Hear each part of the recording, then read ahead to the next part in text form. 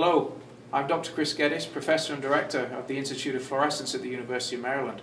It's actually the Institute of Fluorescence that I'm actually addressing you from today. I'm here today because today is a celebration.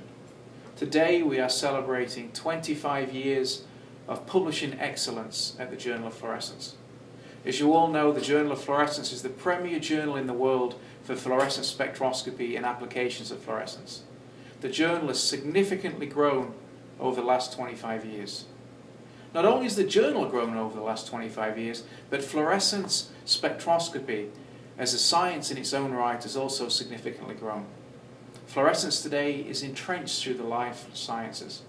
Nearly all forms of bio or life sciences include some sort of fluorescence. We've even had 2 Nobel Prizes in fluorescence spectroscopy, one in 2008 for GFP, and more recently in 2014 for super resolution microscopy. The Journal of Fluorescence was founded in 1991, and I took over as the editor-in-chief in 2002, some 15 years ago. When I inherited the Journal of Fluorescence in 2002, the Journal of Fluorescence was literally a paper journal. Manuscripts would come in through the mail in paper format. I would literally unpack them, review them, and then send them out using classic snail mail. The review process was arduous, it was lengthy, and typical review times were 3 to 6 months. I quickly set about making the journal electronic. I used email to literally disseminate manuscripts around the world, literally attaching files to email to send them. There was no online systems in those days for journal peer review. The problem I had in 2002 when I did this is that there was no single repository of fluorescence workers in the world. There were literally no databases or directory of fluorescence workers. You couldn't simply go online and search a faculty member's contact details and speciality because most laboratories and professors didn't even have online content. They didn't have university online lab pages. So I created the Who's Who in Fluorescence volume, another volume by Springer that first published in 2003. The last volume of the Who's Who in Fluorescence was 2009. The Who's Who in Fluorescence was a directory of fluorescence workers. In the first ever volume, there were about 250 workers from around the world that contributed from no fewer than 30 countries. In the final volume in 2009, there was literally 500 workers that were literally sending their contact details, speciality keywords, and a few reference papers each year. The Who's Who in Fluorescence was a great success. We sold thousands of copies every year through Amazon.com. I targeted the Who's Who in Fluorescence at less than $20, so I could disseminate it freely to federal workers in the USA that are not allowed to have gifts of greater than $20. We disseminated thousands of copies of the Who's Who in Fluorescence to conferences around the world, in particular to methods and applications of fluorescence spectroscopy, a typical and well-known fluorescence conference.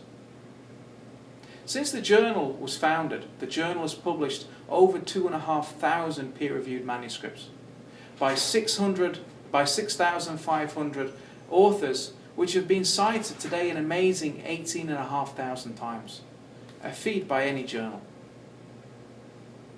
When the journal went to the editorial manager system in 2005, the journal peer review process was rapidly speeded up. Today, the journal publishes in literally 41 days. Since I receive a manuscript in my editorial office to actually making a decision on a manuscript, it's a total of 41 days. And then it takes about 18 days afterwards for the manuscript to appear online. And finally, I'd like to thank the authors of the Journal of Fluorescence who provide excellent content over the years. As I said earlier, over 2,500 manuscripts. I'd like to thank the reviewers of the Journal of Fluorescence who have reviewed in excess of 5,000 manuscripts. Why 5,000 manuscripts, you might say? Well, the journal has been operating at greater than 50% rejection rate for quite some years now. I'd like to thank Caroline Aiken, who's been the journal assistant for many, many years. Many of you know Caroline. You speak to her daily as she coordinates manuscripts for the Journal of Fluorescence. I'd like to thank my excellent editorial board. My editorial board has been coordinating manuscripts, has been helping me plan thematic issues, has been guiding me and helping me, and as well as been steering the journal down the right path and following the changing waves and the changing direction of fluorescence spectroscopy. Finally, I would like to thank Springer and all my contacts and editors at Springer over the years, who who have really helped me grow the Journal of Fluorescence. Thank you all. Here's hoping the next 25 years is just as good as the last 25 years. Thank you all.